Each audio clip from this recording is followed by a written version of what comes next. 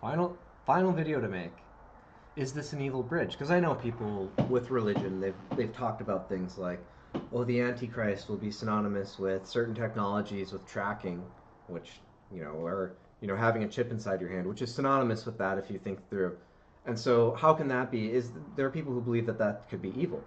Well, it could be. There are some people who could use that technology for evil purposes, and so certainly we should be warned and be worried about these next steps.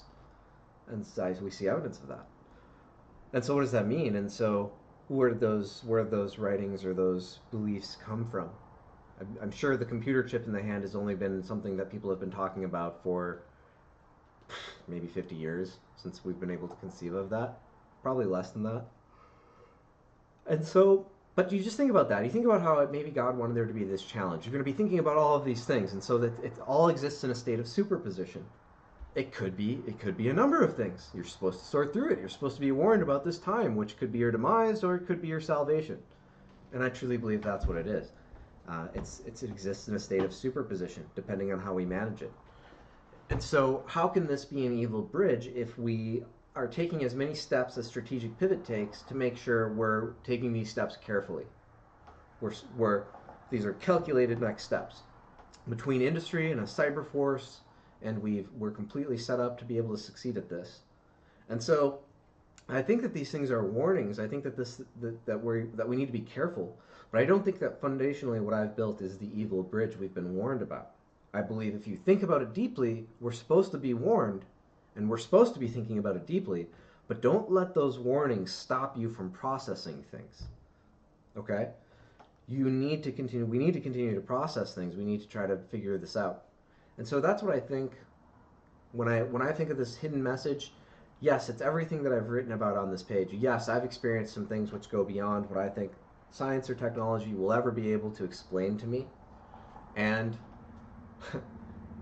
it allows me to stay really, really fervently consistent in terms of fighting for what this can be for the world. Because I have this, and that's why I finished this set of this message with the power of love.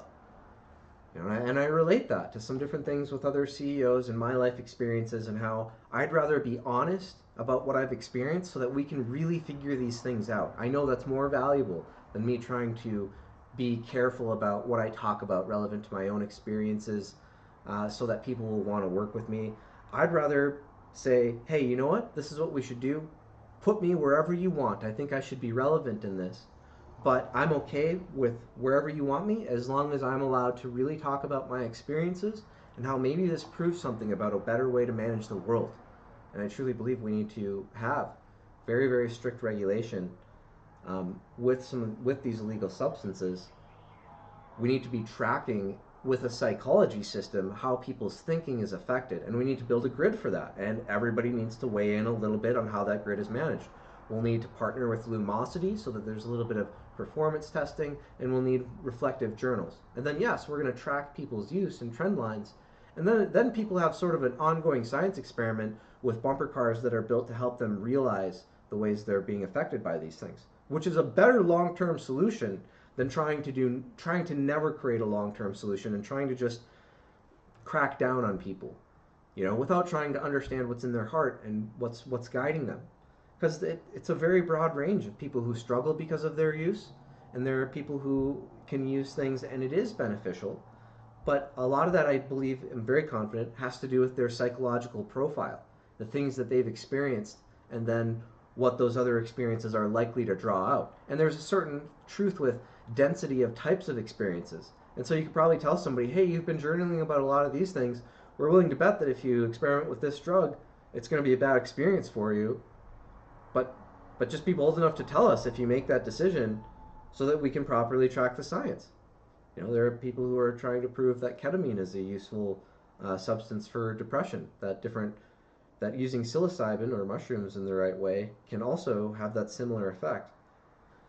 But there are so many things to how you structure these experiences and what somebody has going on, and that's why we lose people, is because it's difficult to sort through all of that. We need to build a system for that, and it's got to have these pieces: the reflective journal, the tracking of the consumption, and also the performance metricing on some sort of intervals. Maybe that's only, you are 21 and you're just allowed to recreate with these things. So maybe it's once a month or every couple weeks if you want to be using those things. Maybe it depends on your use consistency, because you don't need everybody to be reporting on things if they're not using. But we need a tracking system so that we can run this science effectively. And then, yes, we can say, hey, make your decisions, but try to represent your belief system to the best of your ability, which means you can't just care about your use or whatever you think you're finding there. You have to try and stay grounded on a lot of these other things. And of course, if we build Strategic Pivot, we've got that system for staying grounded in the reality of who's doing the work to understand what is the best solution to pursue, what is the most responsible investment for our nation. Got all these pieces tied together. And so, can this be an evil bridge? Don't let yourself be sold on your fears. Try to look for what's really here.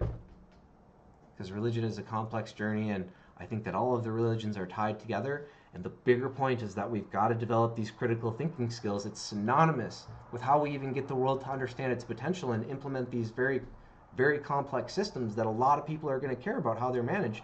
That is part of your government. How you're affected by these psychology systems and all of this different stuff, that is part of your government. It's more than just your standard government model now. It's also these private sector branches which allow you to succeed at these endeavors. And how do you compartmentalize that to the best of your ability? Because you do need something like that to safeguard those platforms once you have those advanced technologies. So here's this full and complete plan. And is this an evil bridge? How could this be an evil bridge? It's only an evil bridge if you're confused, or if you're allowed to be sold that it's one thing or another. Then the evil part is you not thinking about what's going on right now. Because we have to be trying to figure out these complex things going on around us. It's very, very important for this world to get past where it is right now. You want a government of the people? People can't just say, well, I didn't study that and I don't want to know about those things. Then you're not a government of the people. Then you just have to say that your vote can't be counted in those instances, and we need a way of sorting through that. Because there are a lot of people throwing around a lot of confused comments because they haven't done their homework. And so if we make a system where you have to do your homework before people will listen to you, that will sort through that confusion. And we'll be able to see in the statistics, here's what the people are talking about who haven't done their homework and who don't understand what we're talking about. And you can see there's a lot of wasted time there because they're having confused arguments.